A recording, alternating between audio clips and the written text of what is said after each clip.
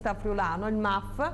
Buonasera, grazie per essere presente nel nostro telegiornale. Allora, vi state preparando ad affrontare le prossime sfide elettorali, c'è una novità, vi vede uniti al fronte friulano, che cosa farete? Ma niente, noi siamo partiti da una considerazione che per il momento fino ad oggi i vari gruppuscoli, i movimenti appunto che facevano riferimento all'autonomismo sono sempre stati separati, c'è sempre stata questa diaspora, questa diciamo irritabilità, questa conflittualità che noi abbiamo deciso di superare e quindi ci siamo accordati con il Front Furlan per affrontare la prossima competizione elettorale regionale se ci saranno le condizioni, se noi riusciremo ad aggregare altri gruppi che la pensano come noi, potremmo affrontare la raccolta delle firme e presentare una lista credibile, anche perché siamo convinti, contrariamente a quello che ho sentito prima, che la regione Friuli Venezia Giulia non sia tutt'altro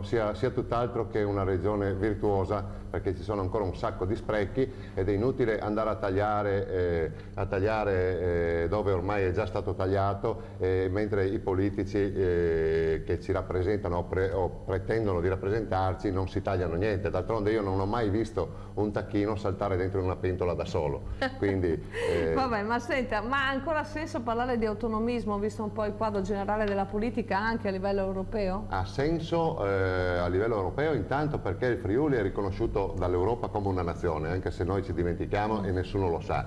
Dopo 20 anni di federalismo o presunto tale ci siamo trovati che in questa fase abbiamo meno autonomia di 20 anni fa. Con il discorso della tesoreria centrale ci stanno portando via tutti i soldi. Che senso ha parlare ancora di autonomia, visto che ormai ce l'hanno portata via? Ha senso recuperarla di nuovo, assolutamente, e spendere i soldi in maniera corretta e a vantaggio dei cittadini invece che a vantaggio delle strutture partitiche, perché noi siamo convinti che non ci sia differenza tra destra e sinistra, ormai la testa è unica, c'è una piovra unica con tutti i tentacoli che arrivano fino nell'ultimo comune. E si corre per le carriere altrui e per le proprie, è come una catena e noi vogliamo spezzare questa catena perché distinguiamo la politica dall'amministrazione. A noi la politica non interessa, ci interessa solo amministrare comuni, province e regioni. Quindi ponendo non vogliamo anche dei limiti d'età, mi sembra, le ponendo vostre anche dei limiti candidature? d'età, sì, che dovremo definire. Comunque in linea concettuale abbiamo già deciso che ci dovrà essere un limite. Ovviamente pensiamo che una persona di 70-75 anni vanno in pensione i cardinali,